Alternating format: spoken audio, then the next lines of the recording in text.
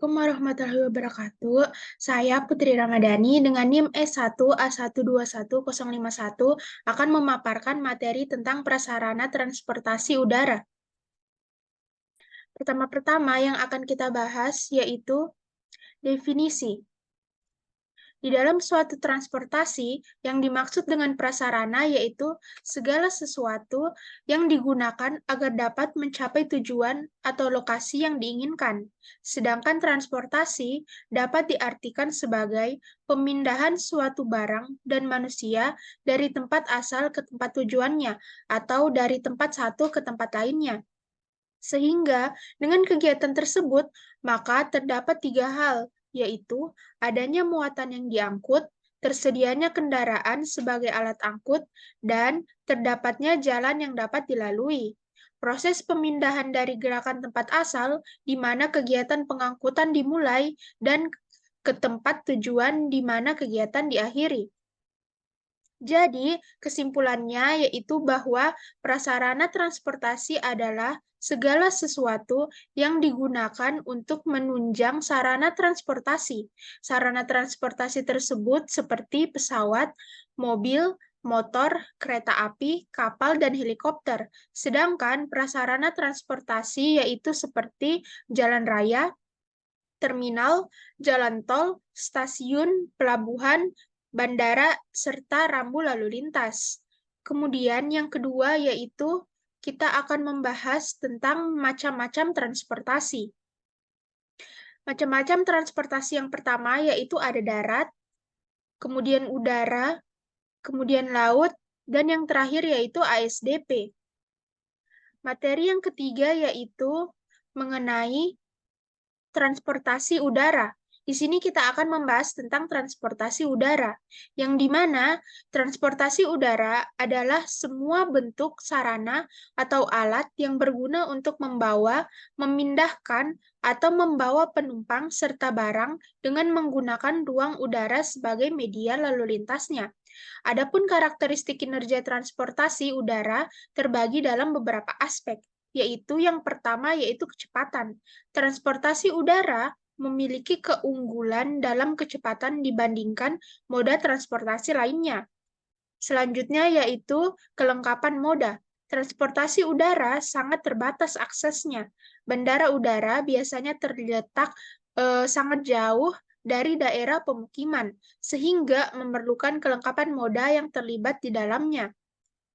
Yang ketiga yaitu ketergantungan transportasi udara dalam operasinya sangat bergantung pada kondisi cuaca seperti hujan, asap, kabut, dan awan. Yang keempat yaitu kapasitas pesawat udara memiliki kapasitas berat untuk terbang dan ukuran fisik yang sangat terbatas, sehingga kapasitas angkutnya itu sangat dibatasi. Lanjut yang keempat yaitu prasarana transportasi udara. Sarana transportasi udara meliputi pesawat terbang atau kapal terbang. Sedangkan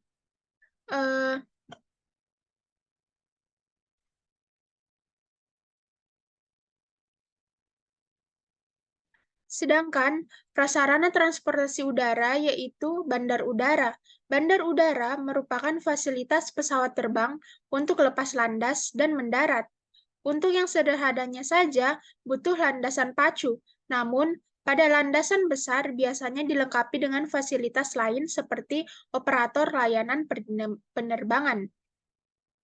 Kemudian materi yang kelima yaitu fungsi dan peran bandar udara.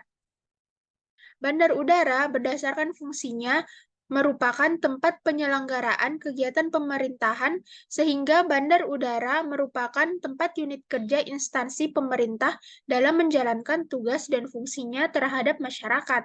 Sedangkan peran bandar udara yaitu yang pertama, simpul dalam jaringan transportasi udara yang digambarkan sebagai titik lokasi bandar udara yang menjadi pertemuan beberapa jaringan dan rute penerbangan sesuai hierarki bandar udara.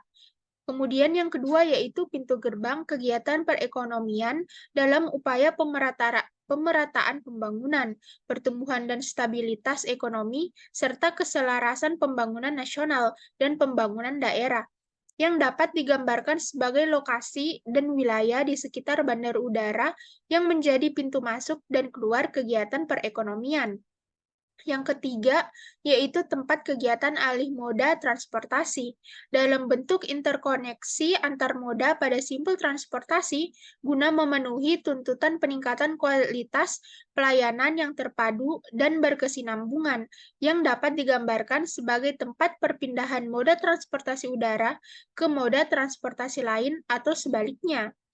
Yang keempat yaitu pembangunan daerah perbatasan, digambarkan dengan lokasi bandar udara yang memperhatikan tingkat prioritas pengembangan daerah perbatasan Negara Kesatuan Republik Indonesia di kepulauan dan atau di daratan.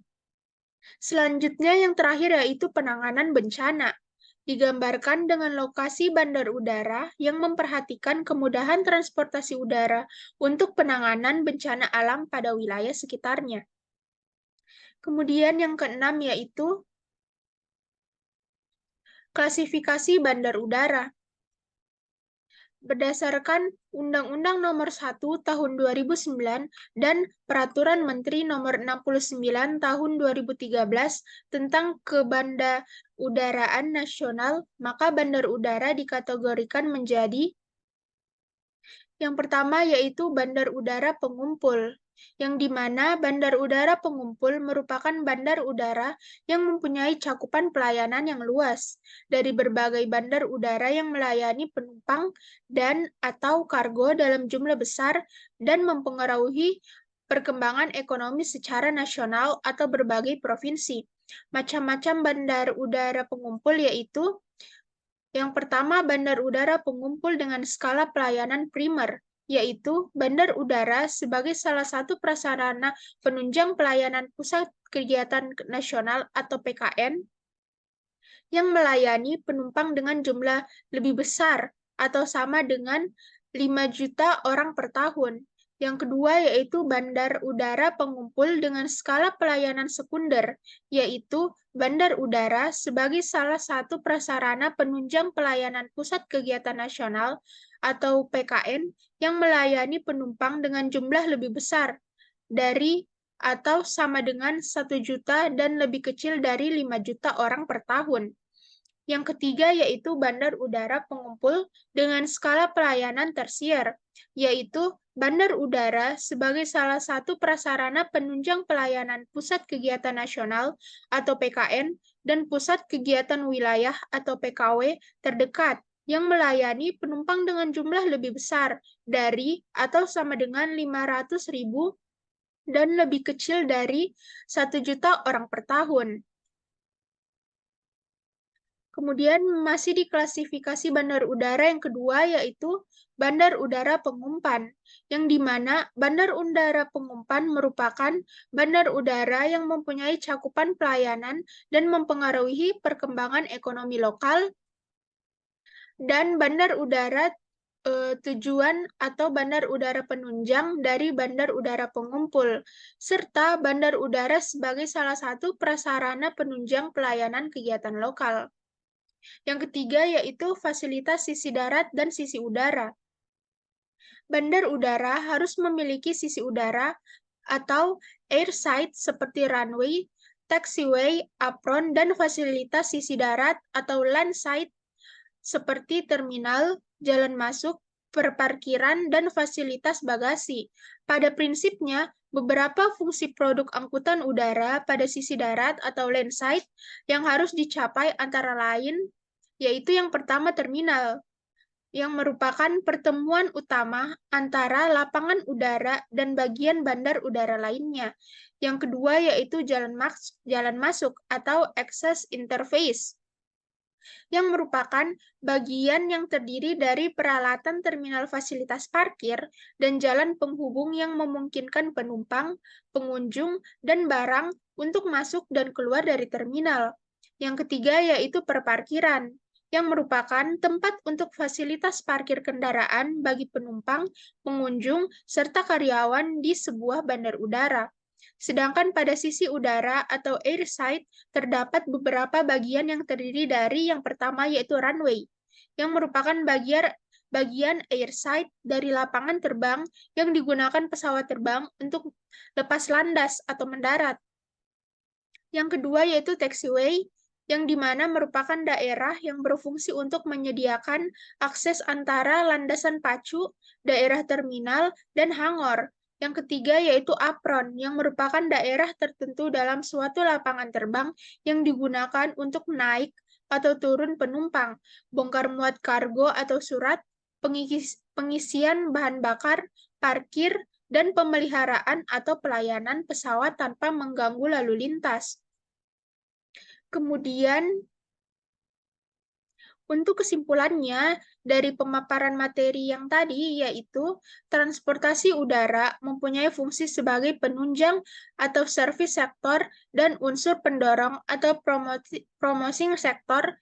Fungsi sebagai unsur penunjang berkaitan dengan kemampuan transportasi udara untuk menyediakan jasa transportasi yang efektif dan efisien. Fungsi sebagai unsur pendorong merupakan kemampuan transportasi udara sebagai atau untuk membuka daerah terisolasi dan daerah-daerah serta pulau terpencil. Transportasi udara mempunyai karakteristik kecepatan tinggi dan dapat melakukan penetrasi sampai ke seluruh wilayah yang tidak bisa dijangkau oleh moda transportasi lainnya. Akan tetapi, ditinjau dari pembiayaan, penyelenggaraan transportasi udara membutuhkan biaya yang paling besar jika dibandingkan dengan jenis transportasi lainnya. Walaupun biaya penyelenggaraannya mahal, transportasi udara harus dilaksanakan utamanya untuk menjangkau daerah-daerah terpencil, tertinggal, dan aksesibilitas ke daerah lain terbatas. Contoh prasarana transportasi udara yaitu seperti bandar udara, yang selalu kita gunakan sebagai alat perpindahan barang maupun manusia dari satu tempat ke tempat lainnya. Mungkin itu saja pemaparan materi tentang prasarana transportasi dari saya. Lebih dan kurangnya mohon dimaafkan. Wabillahi taufiq wal hidayah. Wassalamualaikum warahmatullahi wabarakatuh.